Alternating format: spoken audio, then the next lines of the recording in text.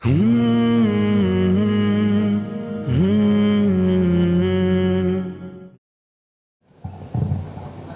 اللہ الرحمن الرحیم الحمد للہ وکفا وسلام علی عبادہ الذین اصطفیٰ اما بعد اعوذ باللہ من الشیطان الرجیم بسم اللہ الرحمن الرحیم وذکر فإن الذکریٰ تنفع المؤمنین سبحان ربک رب العزۃ عما یصفون وسلام علی المرسلین والحمد للہ رب العالمین اللہم صل علی سیدنا محمد وعلى آل سيدنا محمد وبارك وسلم اللهم صل على سيدنا محمد وعلى آل سيدنا محمد وبارك وسلم اللهم صل على سيدنا محمد وعلى آل سيدنا محمد وبارك وسلم. عزت مآب علماء کرام، در حقیقت اس مجلس کی دعوت پر حاضر ہونے کا جو منشا اور مقصد تھا وہ یہ بنیادی طور پر کہ حضور پاک صلی اللہ علیہ وسلم کی امت کے اتنے سارے علماء کو ایک نظر میں دیکھنے کا موقع مل جائے گا، اور اللہ تعالیٰ سے یہ دعا ہے کہ اللہ پاک کسی فقیر کی، کسی اہل نسبت کی نظر اس عاجز کو لگا دے تاکہ میرا کام بن جائے.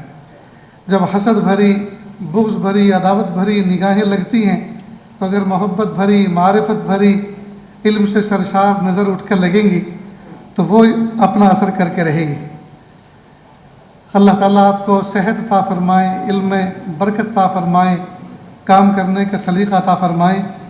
صبح سے اب تک نہ جانے کیسے کیسے پیارے پیارے خطبات آپ نے سنے، کیسی درد بھری نصیحتیں آپ نے سنی. اللہ تعالیٰ ان تمام باتوں کو دل و دماغ کے اندر محفوظ فرما دے، اور جس جس موقع پر ان پر عمل کی ضرورت ہے اللہ عمل کی توفیق بھی عطا فرمائے. یہ عاجز آپ کے سامنے کیا بات کہے. حضرت مولانا خالد سیف اللہ صاحب رحمانی کا بھرپور خطاب آپ نے سنا. حضرت مولانا خالد صاحب ندوی دامت برکاتہم کا درد بھرا خطاب آپ نے سنا. حضرت شاہ جمال الرحمن صاحب دامت برکاتہم سے آپ مستفیض ہوئے. ان کے پر نور چہروں کو آپ دیکھ رہے ہیں. مجھے تو یہ سمجھ نہیں آتا کہ مجھے بٹھایا کیوں ہے. لگتا یہ ہے کہ ماں جب اپنے منع کو نہلا دھلا کر صاف ستھرا کر کے دھو بے بیٹا چاند سا بنا دیتی ہے تو آخر میں ایک چھوٹی سی کالک اس کی پیشانی پہ، رخسار پہ لگا دیتی ہے تاکہ نظر بد نہ لگے. تو اس مجلس کے اختتام پر اس کلوٹے کو بٹھا دیا گیا ہے تاکہ اتنا پیارا جلسہ اور اتنی پیاری محفل، پر نور محفل، اس کو کسی باطل کی نظر نہ لگ جائے. اس کو بٹھا دو تو انشاءاللہ نظر نہیں لگے گی. مجھے تو لگتا ہے کہ شاید اس عاجز کو اس لیے بٹھایا ہے، شاید کیا بالیقین ایسے بٹھایا ہے. بہرحال میں اپنا سبق سنانے کے لیے آپ کے سامنے بیٹھا ہوں. جو باتیں آپ نے سنی ان کو دل کے لیے خانے میں محفوظ کر لیں اور اللہ تعالیٰ سے یہ دعا کریں کہ پیارے اللہ مجھ سے کوئی کام لے لیجیے. اور ایک نصیحت جو کسی صاحب نسبت نے حرم شریف میں کی تھی میں سناتا ہوں آپ کو. بمبئی کے ایک صاحب نسبت بزرگ ہیں حضرت حاجی شکیل صاحب دامت برکاتہم. میں ان کو اپنے لیے، میرے مربی ہیں، اپنے لیے ان کو حاجی امداد اللہ سمجھتا ہوں.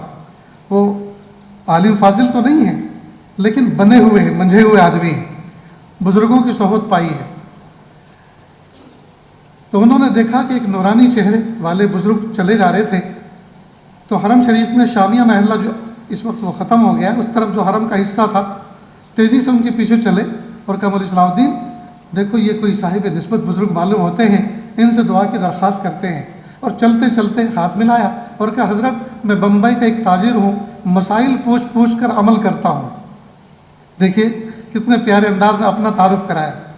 حضرت میں بمبئی کا ایک تاجر ہوں، مسائل پوچھ پوچھ کر عمل کرتا ہوں، اور دہرادون کے پہاڑی علاقوں کے اندر کچھ مکاتب میں نے قائم کیے ہیں، دعا فرما دیجیے اللہ قبول فرما لے.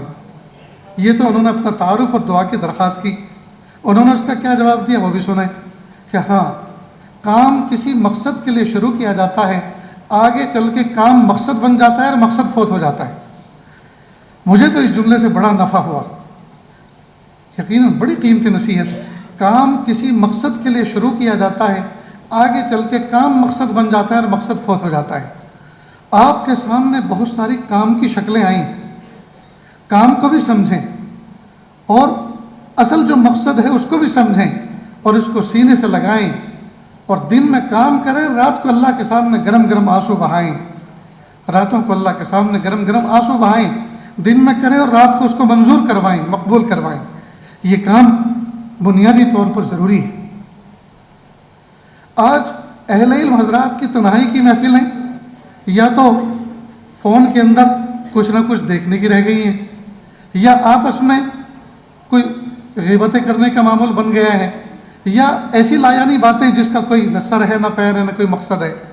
اپنے اوقات کو قیمتی بنائیں، بچائیں ان سے، اپنے آپ کو ان تمام لعنتوں سے بچائیں، اور جو انرجی ہے، جو کچھ بچی ہے، اس کو ضائع ہونے سے بچائیں اور امت کی تعمیر میں لگائیں۔ حضرت مولانا خالد ندوی صاحب دامت برکاتہم کے پاس 5-6 سال پہلے یہ عاجز ٹمکور گیا تھا، کئی گھنٹے انہوں نے اپنا درد دل پیش کیا، اور جو محنتیں اور جو کام کرنے کا طریقہ ہے، نہ جانے سینکڑوں محفلوں میں اس عاجز نے اس مجلس کا تذکرہ کیا۔ اللہ کا شکر ہے، کام شروع کیا، اخلاص کے ساتھ شروع کیا، بزرگوں کی دعاؤں کے ساتھ ان کی زیر نگرانی کام شروع کیا۔ آج وہ کام ایک عملی شکل اختیار کر کے الحمدللہ ہر جگہ عملی طور پر لوگوں کے سامنے دیکھنے کا اس کو موقع مل رہا ہے۔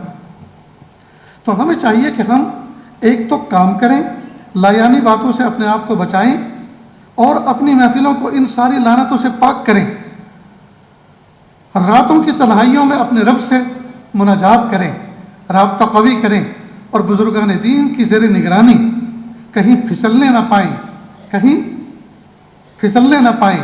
کہیں کسی فتنے میں مبتلا نہ ہونے پائیں، بلکہ یہ دعا کا معمول بنائیں کہ پیارے اللہ مجھے فتنہ بننے سے بچائیے اور فتنے میں مبتلا ہونے سے بچائیے، نہ میں امت کے لیے فتنہ بنوں نہ کسی فتنے کا جز بنوں۔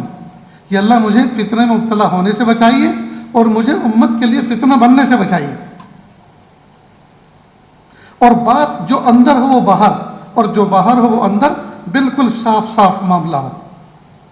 آج کل ہم کسی کے بارے میں کوئی بات سنتے ہیں، دل میں اس کو جگہ دے لیتے ہیں، نہ اس کے آگے پیچھے کی حقیقت پہ غور کرتے ہیں، نہ صفائی معاملات کرتے ہیں، اور دل کے اندر ایک تصویر بنا لیتے ہیں نفرت کی، اور اسی نفرت کے ساتھ پھر زندگی گزارتے ہیں۔ تو پھر وَلَا يَغْتَبْ بَعْضُكُمْ بَعْضًا کس کے لیے پڑھا تھا اور کس لیے پڑھا تھا، اور کیا پھر اس کا مطلب ہوا؟ آئیے میں زندگی کا ایک سبق آپ کو سناتا ہوں اپنا۔ میرے ایک استاد گزرے ہیں بچپن کے مکتب کے، منشی نور الحسن، جو میرا ضلع میرٹھ کے اندر اصل آبائی گاؤں ہے دورالہ، اس کے مکتب میں یہ پڑھاتے تھے۔ نہ قاری تھے، نہ حافظ تھے، نہ عالم تھے، منشی تھے، لیکن قرآن پاک کسی قاری سے اس کی تصحیح کی تھی، ناظرہ پڑھا تھا۔ بس زندگی بھر یہ معمول بنایا کہ مجھے زندگی بھر قرآن پاک بچوں کو پڑھانا ہے۔ تو میں نے قائدہ نورانی بغدادی ان کے سامنے پڑھا۔ یہ حضرت مولانا شرف علی تھانوی رحمۃ اللہ علیہ کے مرید تھے، حضرت تھانوی سے بیعت تھے۔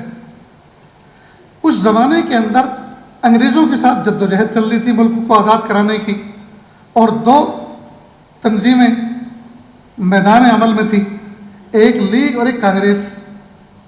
لیگ میں بھی اچھے خاصے علماء تھے، اس میں حضرت تھانوی رحمۃ اللہ علیہ بھی اس کے حامی تھے، اور کانگریس میں بھی اچھے خاصے علماء کی تعداد تھی۔ منشی نور الحسن صاحب چونکہ حضرت تھانوی سے بیعت ہوئے، تو ان کی رائے پر عمل کرتے ہوئے لیگ کے یہ ضلع میرٹھ کی کمیٹی کے ممبر بن گئے۔ ایک مرتبہ کمیٹی کا جلسہ تھا، اس جلسے میں پہنچے اور ایک بات کہی کہ بھائی حضرت تھانوی بھی بزرگ ہیں، حضرت مدنی بھی بزرگ ہیں، لیکن یہ لیگی لوگ حضرت مدنی کو برا بھلا کیوں کہتے ہیں؟ یہ رائے کا اختلاف ہے، حجت کا اختلاف ہے، کوئی ذاتیات کا تو معاملہ نہیں ہے، تو آپ ہم لوگ ان کو برا کیوں کہتے ہیں؟ تو کسی لیگی نے کھڑا ہو کر کہا، ان کو کس نے بزرگ کہا؟ ان کو تم بزرگ مانتے ہو؟ تو کہا اگر آپ کا رویہ یہی ہے تو پھر میں آج سے اس کمیٹی کو استعفیٰ دیتا ہوں، اور استعفیٰ دے کر اپنے گاؤں آ گئے۔ لیکن یہ درد سہا نہ گیا، شام کو تھانہ بھون چلے گئے، رات ہو گئی، وہاں پہنچے، حضرت کے خادم تھے حضرت تھانوی کے ملا سلیمان، ان سے کہا بھائی سلیمان میں میرٹھ سے بڑے بھاری دل کے ساتھ آیا ہوں اور کمیٹی کو استعفیٰ دے کر آیا ہوں، اور واقعہ معاملہ یہ بنا۔ تو ملا سلیمان نے آگے سے کہا مولانا مدنی کو بھی تم بزرگ مانتے ہو؟ وہ بھی کوئی بزرگ ہیں؟ بزرگ تو شیطان بھی تھا، ابلیس بھی تھا۔ تو کہا اچھا آپ ایسی بات کہہ رہے ہو، میں حضرت سے یہ بات کہوں گا تو کہہ دینا۔ تو کہا اور دل ٹوٹا کہ حضرت کے خادم خاص کا بھی یہ حال ہے تو آگے پتہ نہیں کیا کیا حال ہوگا۔ صبح کا شدت سے انتظار کیا، فجر کی نماز ہوئی، فجر کی نماز کے بعد حضرت مجلس لے کر بیٹھے۔ کہا ہمت نہیں ہو رہی تھی کہ بات کا آغاز کہاں سے کرو۔ حضرت نے ایک خط پڑھ کر سنانا شروع کیا۔ کہا کسی سائل نے کچھ مجھ سے سوال کیا ہے، پہلے وہ سوال سنا دیتا ہوں، پھر میں نے اس کا کیا جواب دیا وہ بھی سناتا ہوں۔ سائل نے سوال یہ کیا، حضرت دیوبند میں رحمتی رحمت ہے، حضرت مدنی کی طرف اشارہ کر کے کہا وہاں رحمتی رحمت ہے، اور آپ کے یہاں تھانہ بھون میں زحمتی زحمت ہے، ڈانٹ ہے، ڈپٹ ہے، زجر و توبیخ ہے، جزا ہے، سزا ہے، اور وہاں تو ایسا کچھ ہے بھی نہیں۔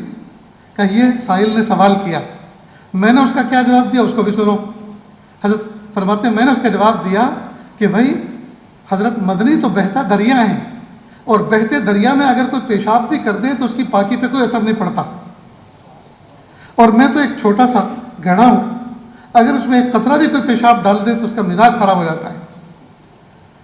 میرے استاد مکتب کے منشی نور حسن صاحب، ان کو ہمت ہوئی کہ حضرت نے ان کو اتنا بڑا درجے پر فائز کیا اور اپنے آپ کو تواضع میں اتنا گرایا کہ حضرت مجھے بھی کچھ عرض کرنا ہے، کریں کہ حضرت میرٹھ میں یہ واقعہ ہوا، میں استعفیٰ دے کر آپ کے یہاں آیا کہ آپ کو سناؤں۔ یہاں رات کو ملا سلیمان سے میں نے بات کی تو انہوں نے ایسا کہا کہ آپ یہ بات ملا سلیمان کے سامنے کہہ سکتے ہو؟ کہ جی ہاں۔ کہ بلاؤ ان کو۔ بلایا گیا، ملا سلیمان سے پوچھا ہاں بھائی ان کو جانتے ہو آپ؟ کہ جی حضرت جانتا ہوں، یہ میرے والد کے دوست کے بیٹے ہیں۔ کہ ان سے آپ کی کوئی دشمنی تو نہیں؟ یہ ان کی آپ سے کوئی دشمنی تو نہیں ہے؟ کہ نہیں۔ کہ یہ کچھ سنانا چاہتے سنو۔ اب انہوں نے کھڑے ہو کے سنانا شروع کیا۔ منشی نور حسن صاحب نے، حضرت نے پوچھا یہ آپ نے کہا تھا؟ جی حضرت کہا تھا۔ دوسرے خادم کو کہا ان کا کان پکڑو اور نکالو باہر ان کو۔ انہیں کان پکڑا اور باہر لے گئے کہ خبردار مجھ سے کوئی کلام مت کرنا۔ اب انہوں نے کسی قاری صاحب کے واسطے سے خط و کتابت کے ذریعے سے حضرت سے بات کی، حضرت مجھے معاف کر دیجیے، حضرت مجھ سے بہت بڑی گستاخی ہوئی، بہت بڑی غلطی ہوئی، مجھے معاف کر دیجیے۔ حضرت نے فرمایا ہرگز نہیں، جب تک کہ صاحب معاملہ یعنی حضرت مدنی سے آپ معافی نہ مانگ لیں۔ اب یہ گئے دیوبند اور حضرت سے معافی کا مضمون بیان کیا اور کہا حضرت آپ لکھ دیجیے۔ حضرت نے فرمایا، حضرت مدنی رحمۃ اللہ علیہ نے خط لکھا اور کہا حضرت یہ میرے پاس آئے تھے، میں نے ان کی بات سنی، میں نے ان کو معاف کر دیا، آپ بھی معاف کر دیجیے۔ حضرت نے فرمایا یہ معافی نامہ معتبر نہیں ہے، پتہ نہیں آپ نے ان کو کیا سنایا اور کس بات پر انہوں نے آپ کو معاف کر دیا، یہی واقعہ سناؤ اور وہ اس واقعے کا حوالہ لکھیں اور اس پر لکھیں کہ میں نے اس واقعے کو سن کر ان کو معاف کیا، تب میں معاف کروں۔ پھر یہ دوبارہ گئے، پھر حضرت کو واقعہ سنایا۔ حضرت نے کہا کہ حضرت پھر لکھا کہ یہ واقعہ انہوں نے میرے سامنے بیان کیا، میں نے ان کو دل سے معاف کر دیا، آپ بھی معاف کر دیجیے۔ یہ آئے، حضرت نے اس خط کو پڑھا، حضرت مدنی کے، اور خط پڑھنے کے بعد کہا ٹھیک ہے میں نے آپ کو معاف کیا، لیکن ابھی بات کرنے کی اجازت نہیں ہے، میرے دل پر اس کا اثر ہے۔ وہ اجازت پھر بعد میں ہوئی۔ کیسے تھے مرید اور کیسے تھے مراد، کیسے تھے طالب اور کیسے تھے استاذ؟ جی ہمارے اکابر مشائخ تو یہ تھے۔ آج ہم معمولی باتوں میں دل میں میل لے کر بیٹھتے ہیں اور واٹس ایپ پر ایک فضا بناتے ہیں۔ ہم خاک ان سازشوں کا مقابلہ کریں گے؟ ان کے بارے میں تو ابھی سوچا تک نہیں ہے کرنا، اس کا مقابلے کے میدان عمل میں اترنا تو بہت دور کی بات ہے، ابھی تو سوچا تک نہیں۔ ابھی تو ہم اپنی سازشوں سے نہیں نکل رہے، ابھی تو ایک دوسرے کی ٹانگ ترازو کیے ہوئے ہیں، ابھی تو ایک دوسرے کی ٹانگیں کھینچ رہے ہیں۔ میرے بھائیوں، دو ہاتھ جوڑ کے میں آپ سے درخواست کرتا ہوں، اللہ کے لیے اپنے دلوں کو پاک کریں، اپنے دلوں کو صاف کریں، سچی پکی توبہ کریں، راتوں کی تنہائیوں کو گرم گرم آنسوؤں سے آباد کریں، سرد آہیں کھینچیں، گرم گرم آنسو بہائیں، اپنے دلوں کو پاک صاف رکھیں اور اللہ سے کہیں میرے پیارے اللہ اسباب و وسائل کے اعتبار سے آپ نے معراج کے دور میں ہمیں پیدا کیا. جس دور میں ہم ہیں, ہم اپنی کمزوری کا تو رونا روتے ہیں, لیکن اس بات پر بھی تو شکر ادا کریں کہ اللہ پاک نے ہمیں اسباب و وسائل کے معراج کے دور میں پیدا کیا. ماضی زمانے ماضی میں ایک بات اگر کسی کی ہاں اور نہ کی معلوم کرنی ہوتی تھی 6 دن لگتے تھے. خط جاتا تھا, خط آتا تھا, تب جا کر ایجاب و قبول ہوتا تھا. اور آج حال یہ کہ اسی سیکنڈ دنیا کے کسی بھی کونے میں اگر یہ لائیو ٹیلی کاسٹ ہو رہا ہو تو اسی وقت یہ باتیں پوری دنیا کے گوشے گوشے میں اسی لمحے سنی جا رہی ہیں. تو اللہ پاک نے اسباب و وسائل کے اعتبار سے ہمارے معراج کا دور بنایا ہے. تو ہم ان اسباب و وسائل سے پورا فائدہ اٹھائیں, ٹیکنالوجی سے پورا فائدہ اٹھائیں, ورنہ دوستو قیامت کے دن اللہ تعالیٰ کے سامنے جواب دہی سے بچ نہیں سکیں گے. تو ایک تو یہ کہ ہم اپنے دلوں کو پاک صاف رکھیں, ہم اپنی انرجی کو غیبتوں میں لاس نہ کریں, تنہائیوں کے اندر لایانی میں لاس نہ کریں, واٹس ایپ کھیلنے میں لاس نہ کریں, فیس بک کھیلنے میں لاس نہ کریں, موبائل گیم کھیلنے میں لاس نہ کریں, بلکہ ہم اللہ تعالیٰ سے مانگیں میرے پیارے اللہ ہمارے اکابر مشائخ کیسے تھے, آپ نے ان سے بھی تو کام لیا, اللہ جی ہم بھی تو انہیں کے شاگرد ہیں, ہم بھی تو انہیں کے نسبت پر چلنے والے ہیں, اللہ جی ہم سے بھی ان اسلاف کی یادگار کا کام لے لیجئے, اللہ ان کے سوچے ہوئے جو ادھورے منصوبے ہیں اللہ اس کی تکمیل ہم سے کرا دیجیے. راہ چلتے ہوئے کسی غیر مسلم سے اگر کوئی کسی بھائی سے پوچھے بھائی مسجد کا راستہ کدھر ہے, اگرچہ وہ اپنے دل کے اندر عناد رکھتا ہو, بغض رکھتا ہو, لیکن راستہ بتائے گا کہ نہیں بتائے گا کہ آپ سیدھے جائیں, پھر دائیں مڑیں, پھر سیدھے جائیں, پھر بائیں مڑیں, سامنے آپ کی مینار مسجد نظر آئے گی, وہ آپ کی مسجد ہے, بتائے گا کہ نہیں. اور ہم اللہ سے درد کے ساتھ کہیں اہدنا الصراط المستقیم, اہدنا الصراط المستقیم, اور اللہ نہ بتائے, یہ کیسے ہو سکتا ہے؟ ہم مانگے تو صحیح اللہ سے, ہم مانگے تو صحیح اللہ سے. اس لیے دوستو دلوں کو پاک کریں, جذبات کو پاک کریں, اور آج ہی سے اسی مجلس سے, اسی محفل سے یہ عزم لے کر اٹھیں مجھے کچھ کرنا ہے, مجھے اس دین کے لیے کچھ کرنا ہے, مجھے اپنی صلاحیتوں کو اللہ کے لیے وقف کرنا ہے. حضرت مولانا خالد نذوی صاحب دعوت برکاتہم نے جو دعوت و تبلیغ کا اصول آپ کے سامنے رکھا, اور حضرت مولانا الیاس صاحب رحمۃ اللہ علیہ کا جو نہج و درد اور تڑپ آپ کے سامنے رکھی, اس کو اپنے لیے ایک اشارہ سمجھیں, اس کے لیے اپنے لیے اس کو اسوہ قدوہ نمونہ بنائیں, اور ٹوٹے ہوئے دل کے ساتھ اللہ سے مانگیں. حضرت مولانا الیاس صاحب رحمۃ اللہ علیہ جس زمانے میں سہارنپور پڑھاتے تھے, طلبہ نے حضرت کے بارے میں مجلس کے اندر یا دفتر اہتمام میں ایک شکایت پہنچائی, حضرت یہ تو کرتے رہتے ہیں, لکنت کی زبان میں ہمارا وقت ضائع ہوتا ہے, ہمارا استاد بدل دیں. حضرت کو بلایا گیا, تحریر پڑھوائی گئی. حضرت نے فرمایا بات بالکل صحیح ہے, میں ایسا ہی کرتا ہوں, لیکن عذر میرا قوی ہے, عذر میرا قوی. کہا کیا کرنا چاہیے؟ کہا کیا کرنا چاہیے جب آپ پوچھ رہے ہیں تو بہتر یہ ہے جب طلبہ کو اس بات کا احساس ہے کہ ہمارا وقت ضائع ہو رہا ہے تو میں بیچ میں سے ہٹ جاتا ہوں, آپ میری جگہ کسی اور کا انتظام کر لیجئے, اور یہ بات کہتے ہوئے بھی کتنا دل ٹوٹ رہا ہوگا کہ جن طلبہ کو میں نے اپنے بیٹے جیسا سمجھا انہوں نے اپنے باپ کی شکایت آفس میں پہنچائی, اور وہ بھی میرا قدرتی عذر ہے.